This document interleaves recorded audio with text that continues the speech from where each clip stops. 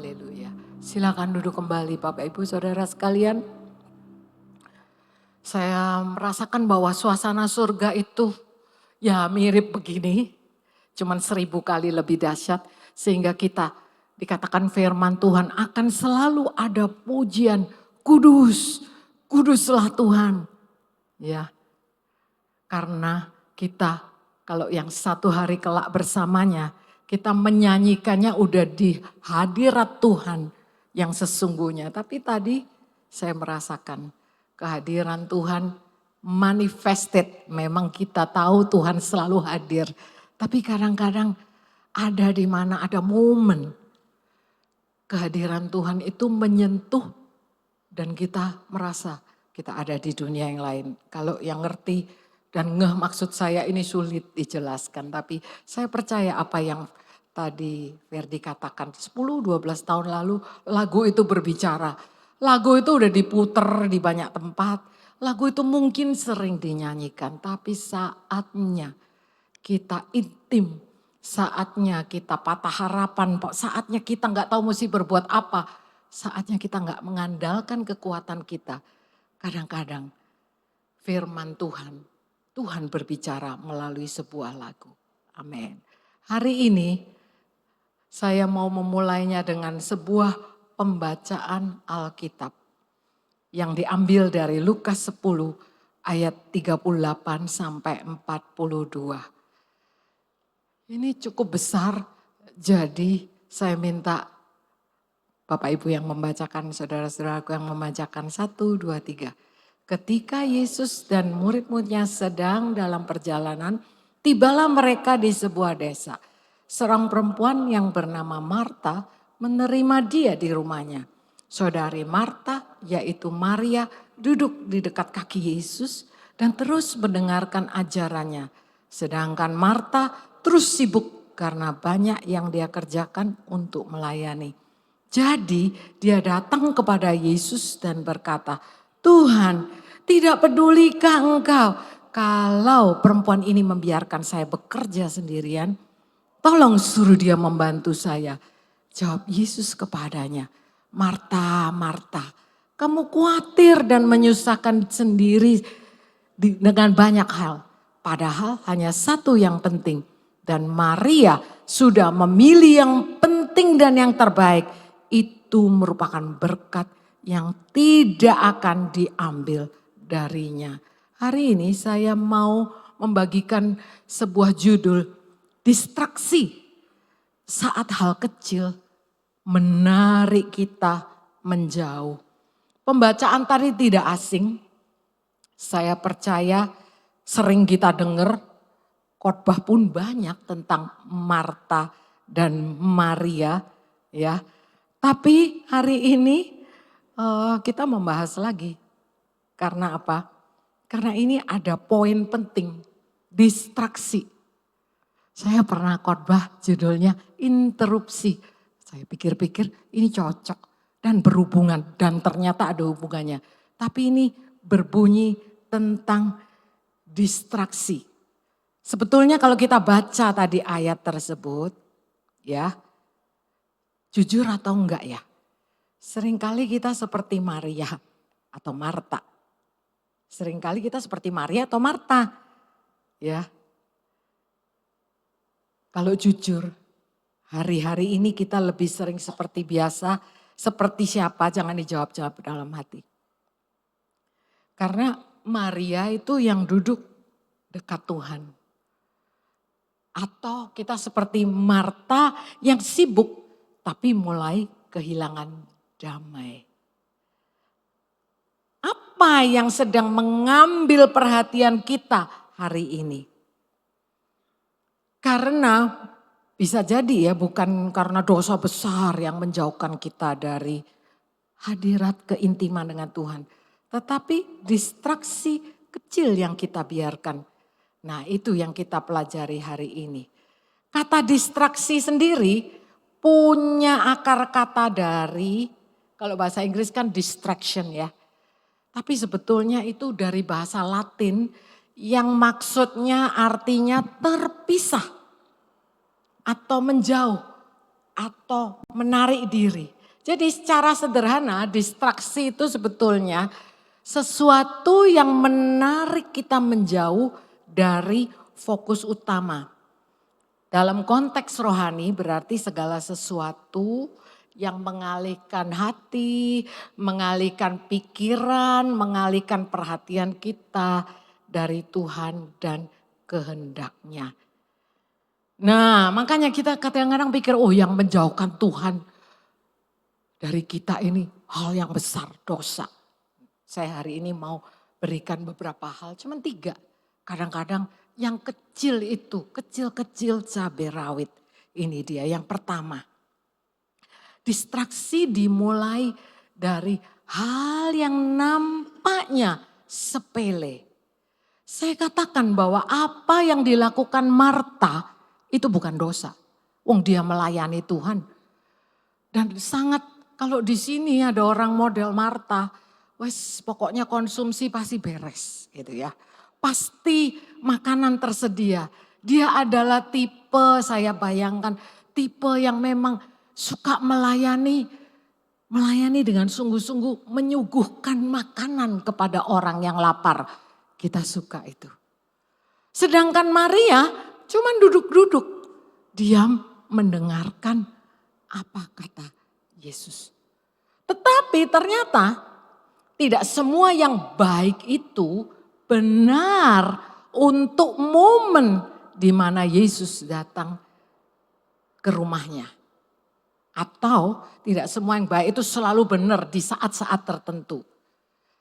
Oleh sebab itu distraksi dimulai dari hal yang sepele. Kesibukan itu kata-kata yang sebetulnya negatif. Sibuk itu jawaban sebetulnya, kamu ngapain? Sibuk. Nah, kita ngomongnya sibuk. Sibuk ternyata bisa menjadi penghalang untuk keintiman. Yang suami istri maksud saya ngerti nih. Kalau ditanyain sama istrinya apa, gimana sayang hari weekend ini, nanti Jumat ini aku mau ke gereja, yuk kita ikut seminar parenting. Anak tidak nakal tapi terluka, yuk kita pergi yuk sayang, belajar. Meskipun masih baby anaknya kita belajar. Terus sang suami ngomong, aku sibuk. Sibuk banyak PR, banyak pekerjaan. Nah, itu hanya yang contoh ya. Tapi di dalam Tuhan ternyata kesibukan itu menjadi hal yang menghalangi keintiman kita dengan Tuhan. Sehingga di ayat nats Alkitab yang kita baca, Tuhan tidak mengatakan dosa kamu melayani sibuk. Tetapi Tuhan memberikan kata-kata, Tuhan Yesus mengatakan, Maria ini benar. Ngapain kamu menyusahkan diri dengan hal-hal yang sebetulnya merugikan diri sendiri. Ternyata orang sibuk ada 2 macam. Kalau sibuknya rajin bekerja itu namanya fokus. Kalau dilihat dari luar, oh dia fokus mengerjakan pekerjaan kantor. Ya, jadi kelihatannya sibuk. Tapi sibuk yang di Marta dan Maria itu beda. Karena dikatakan dia sibuk sampai Tuhan, sampai dia komplain. Tuhan, dia komplain merasa korban. Korban tidak dibantu oleh Maria. Jadi dia nggak berani ngomong ke Maria, Maria bantu aku, enggak. Dia ngomong ke Tuhan, Tuhan kok engkau enggak minta dia sih? Kok engkau tidak peduli malah menyalahkan Tuhan Yesus. Bahaya ya orang sibuk tuh bisa kadang-kadang perkataannya salah arah. Harusnya langsung ngomong, Maria bantu dong ini tamunya Yesus. Tapi dia ngomong, menyalahkannya bukan Maria, menyalahkannya Tuhan Yesus. Tuhan tidak pedulikah engkau kalau perempuan ini membiarkan saya bekerja sendirian. Nah disitulah maka Yesus langsung nembak Marta, Marta. Kamu sibuk tapi sibukmu itu khawatir. Dan menyusahkan diri sendiri dan menyusahkan banyak hal. Wah luar biasa nih. Oleh sebab itu sibuk gak apa-apa. Tetapi kadang-kadang kesibukan menghalangi keintiman. Keintiman dengan anak kita, orang tua kita, mungkin dengan pasangan kita. Tapi terutama dengan Tuhan. Yang kedua, distraksi ini menggeser fokus. Saya senang sih dengan quote ya. Karena apa yang mengisi fokusmu hari ini membentuk arah hidupmu esok hari. Tapi sebelum kita masuk ke quote ini tadi itu, coba kita lihat. Fokusnya Marta sebetulnya menyiapkan makanan. Tetapi karena distraksinya apa? Dia terganggu nih. Ini nggak bantuin, dia cuman duduk dengerin. Kayak siap-siap mendengarkan perkataan Yesus. Tapi aku sibuk, belum selesai. Ini masih banyak yang harus dikerjakan. Distraksi menggeser fokus Marta dari melayani Tuhan menjadi menyalahi Tuhan. Benar kan? Menyalahkan dia. Karena tadi kata-katanya, kenapa engkau enggak suruh perempuan ini? Dari mau melayani, akhirnya menyalahi, mempermasalahkan. Oleh sebab itu, distraksi ini beda dengan interupsi. Serupa tapi tak sama. Kalau interupsi begini, gampang taunya kalau interupsi. Saya lagi khotbah, tiba-tiba orang datang kasih saya minum ya, interupsi dikit. Atau saya khotbah ininya nggak nyala, diinterupsi ganti mic. Karena langsung tahu, ada yang istilahnya mengganggu. Tapi Bapak Ibu sekalian, saudara sekalian baca atau dengarkan kembali khotbah saya. Interupsi kadang-kadang dipakai Tuhan. Kadang-kadang gangguan yang menghalangi, yang kau anggap interupsi ternyata itu adalah cara Tuhan untuk menghentikan engkau salah langkah. Itu khotbah tentang interupsi. Tapi kalau distraksi yang di sini ini pelan, nggak sadar. Karena apa yang mendistraksi Marta? Coba dipikirkan. Apa ya yang mendistraksi Marta? Apa yang mengganggu dia? Firman Tuhan sudah jelas. Dia merasa aku yang kerja sendiri. Egonya. Dia membandingkan kamu enak-enak santai-santai. Aku kerja repot disibuk gitu. Ya. Apa yang mengganggu Marta? Kekhawatiran, ketakutan. Kalau begini terus kalau aku yang kerja sendiri itu lama bisa nggak selesai. Kalau ada yang membantu lebih cepat. Kekhawatiran, ketakutan. Itu distraksi yang tanpa sadar mengganggu. Sehingga firman Tuhan juga katakan hati-hati kita jangan terpengaruh oleh hal-hal duniawi yang membuat kita hanyut pelan-pelan di bawah arus. Hanyut di bawah arus. Karena pertamanya enak, pertamanya ngambang, tahu-tahu tenggelam. Oleh sebab itu distraksi menggeser fokus. Yang ketiga, distraksi ini berakhir dengan jarak antara kita dengan Tuhan. Makanya langsung Tuhan Yesus berkata, Marta, Marta, ya, kamu tuh khawatir, merepotkan diri sendiri dan banyak hal.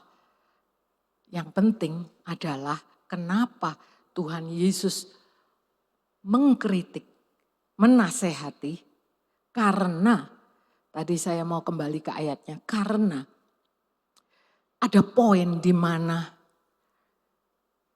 geser fokus, larut ya, itu tanpa sadar yang seperti saya katakan dari melayani menjadi menyalahi.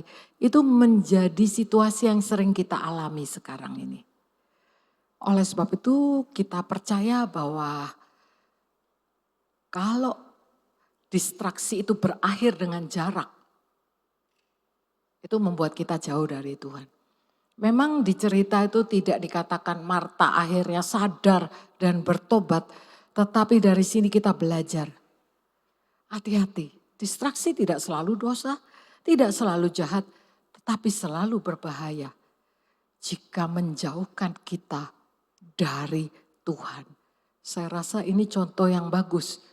Dari yang intinya mau menyenangkan hati Tuhan, akhirnya jadi marah-marah kepada Tuhan.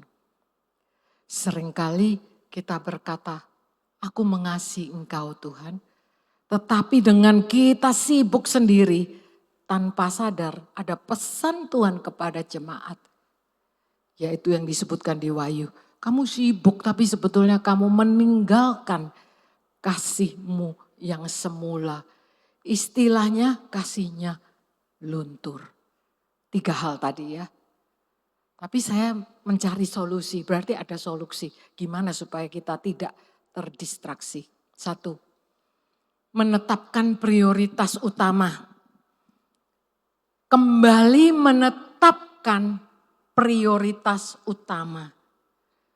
Dengan kata lain, kalau menetapkan prioritas utama, itu kita harus planning, mesti rencana, mesti memilih. Oh ini penting. Mesti peka bahwa hati-hati, ada banyak gangguan saat ini yang membuat kita lengah.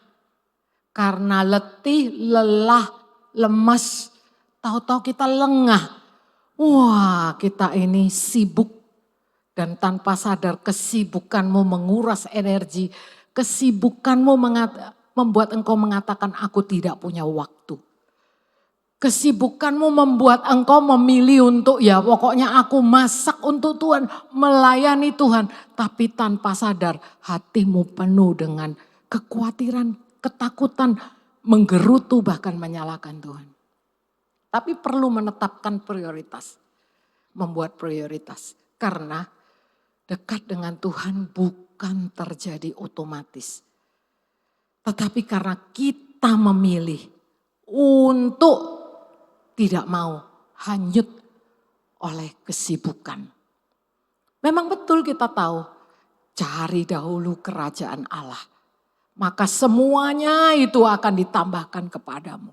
Kalau kita sudah sibuk, kita lupa bahwa di hadapan Tuhan, di tengah kesibukan, di tengah dia akan dilayani, Yesus akan dilayani. Dia tahu Marta melakukan yang baik, tetapi dia memilih Maria dan dikatakan dia telah melakukan hal yang baik yang tidak bisa diambil. Yaitu apa? Cari dulu, mencari wajah Tuhan, memprioritaskan apa yang lebih penting. Kedua, disiplin mengelola fokus. Fokus juga bukan otomatis ya. Fokus ternyata pilihan. Kita setiap hari ini dihadapkan kepada pilihan demi pilihan. Ternyata pilihan kita juga berdasarkan apa yang kita fokus. Kalau kita sekarang lapar, fokus kita ada pada makanan. Karena kita lapar. Jadi yang bisa ada di pikiran tuh gak bisa mikir yang lain kecuali makan. Karena memang begitulah. Makanya mengelola fokus. Mengelola apa yang harus kita kerjakan. Saya tahu menjadi pasangan suami istri di zaman sekarang beda dengan zaman dahulu. Saya melihat kalau dulu orang lebih nganggur gitu ya.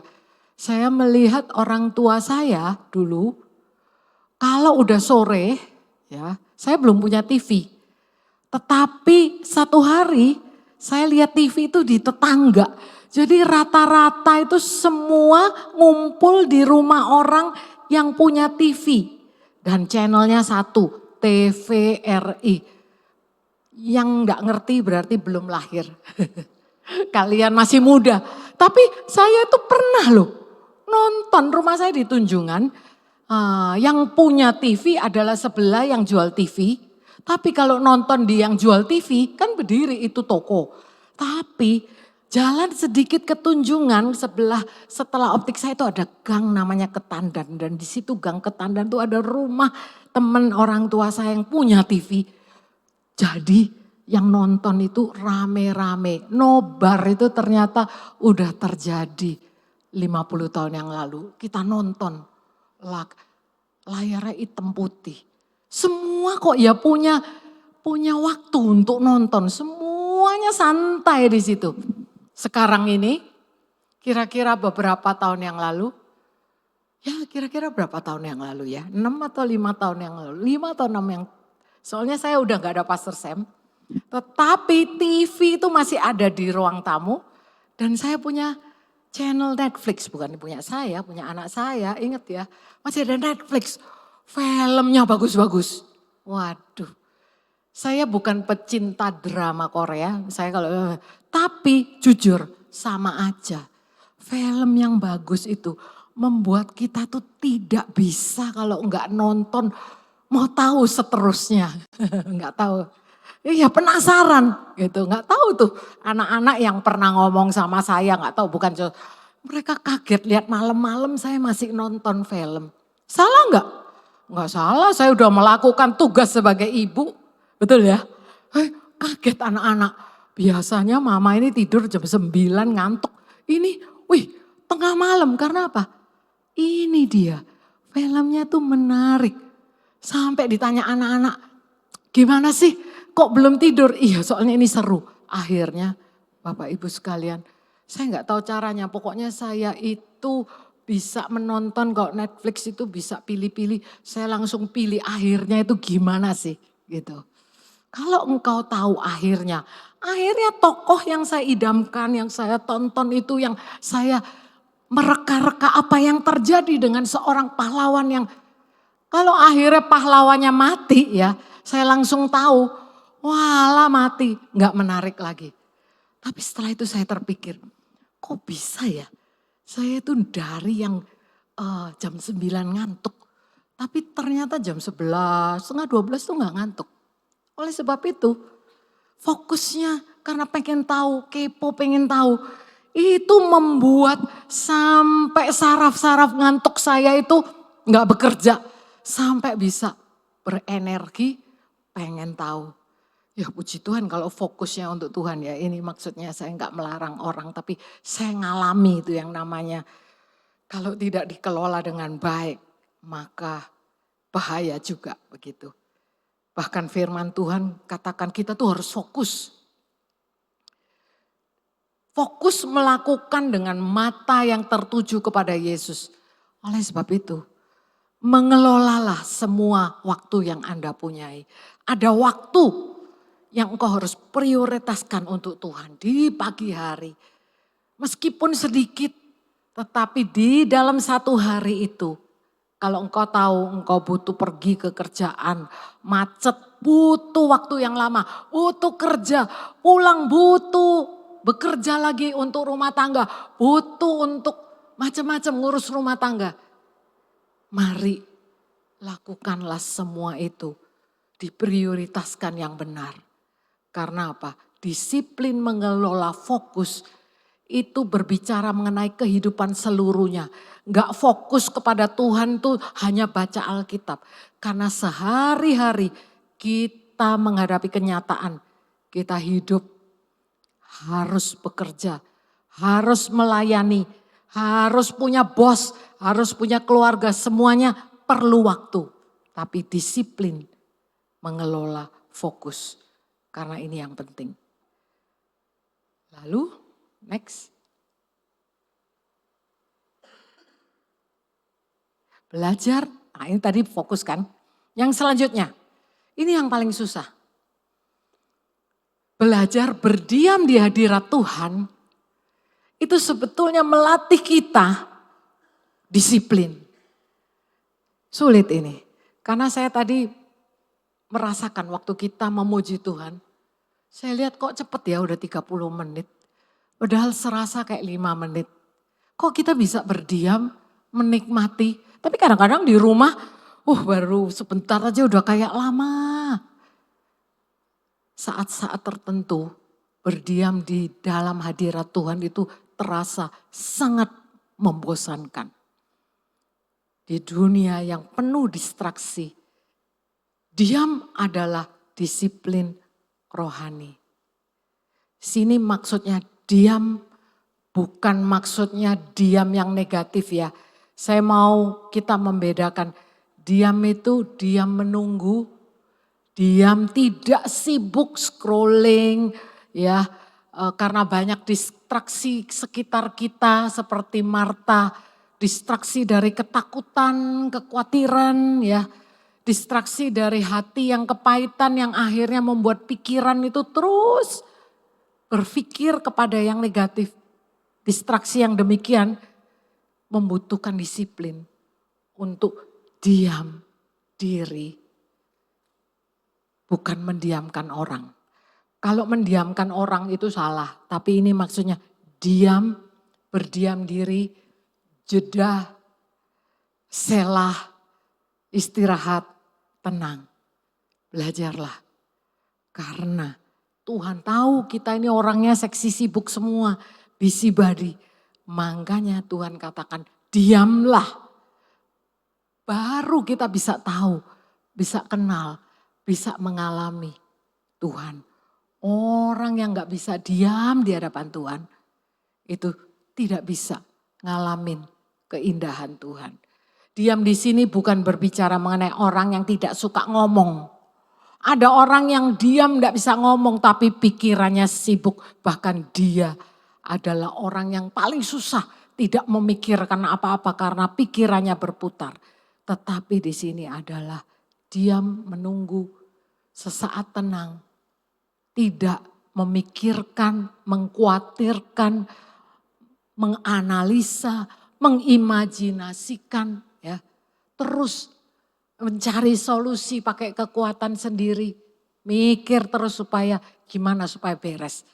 Ada masalah yang tidak bisa diselesaikan dengan hanya dipikirin. Kalau tidak bisa selesai dengan dikerjakan, sudah dipikirin gak selesai, saatnya kita diam. Mendengar apa kata Tuhan. Interupsi adalah undangan Tuhan untuk berhenti dan kembali fokus kepadanya.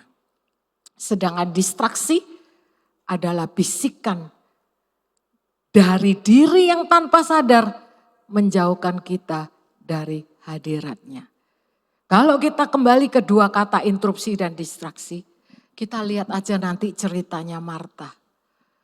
Maria ini sebetulnya bisa terdistraksi. Saya bayangin ini mesti mengimajinasikan. Kalau orang yang sudah gak seneng, itu waktu Marta bicara kepada Tuhan Yesus, kenapa engkau membiarkan? Itu pasti wajahnya dengan wajah yang tidak enak. Kalau engkau ada di situ, kadang-kadang body language itu lebih berbicara. Pasti omongannya itu gak enak, tapi wajahnya lebih gak enak lagi. Apakah Maria terdistraksi? Tidak. Ya. Karena Maria merasa ini interupsi nih. Aku udah mau dengerin tapi ada ngomong-ngomong orang yang mengganggu. Bagi Maria ini sebuah interupsi yang membuat dia hati-hati. Jangan balik, jangan nyolot, jangan membalas. Oleh sebab itu hari ini saya nggak tahu apa yang terjadi pada dirimu, pada setiap kita.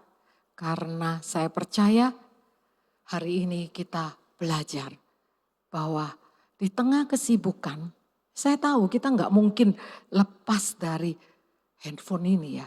Dulu enak kalau orang mau cari kita, orang tuh telepon dulu. Kalian tuh mungkin nggak pernah ya.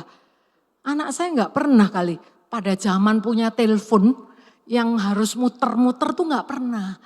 Sehingga kalau orang cari itu harus telepon bunyi kring. kita nyambut telepon dulu, baru kita bisa berhubungan. Nah sekarang kita ini WA.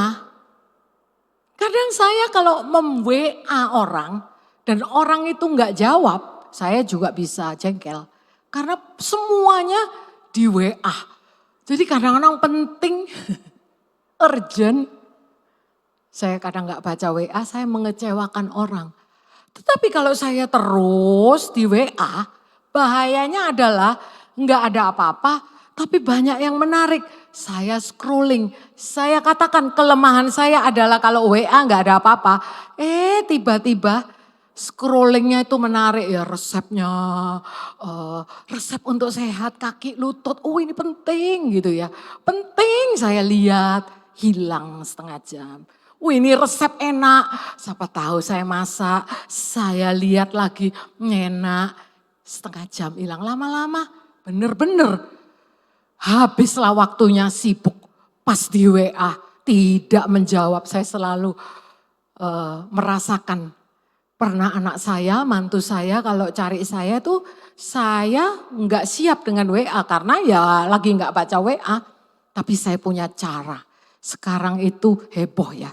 Sekarang itu anak mantu saya kalau urgent nih, mama ini kalau udah masak, udah bersih-bersih gak denger. Mereka panggil saya melalui Bardi. Oh ya Bardi. Bardi itu tempat makannya anjing saya. Di situ ada kamera.